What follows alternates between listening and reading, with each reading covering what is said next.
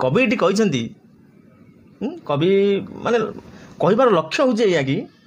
माननीय मानी बापा मोर नमस्कार नब माने मानीर बापा जे से रोचे सूरत रे जहाँ कवि कहते आ मानीर बो रोचे ओडिशा रे तो से सेउटू फोन कर कहूँ मोर नमस्कार नब आसेपटे आम भाईना नहीं गले सूरत रु लॉकडाउन जो से आसी पार ना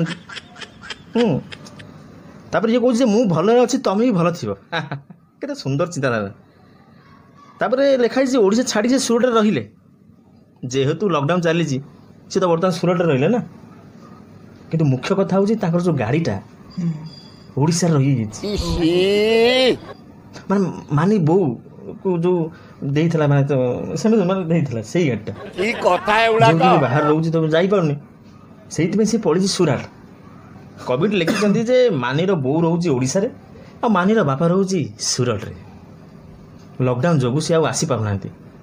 तापर गोटे नुआ गाड़ी गोटे कि ओडिशा रही सी ना चलेबे कौन तर सूरत रे गोटे भड़ा गाड़ी कि चलाउछन्ती मानी बो जानी जे मानीर बापा टिके दोष रही से बो मानीर बापा को कहूँ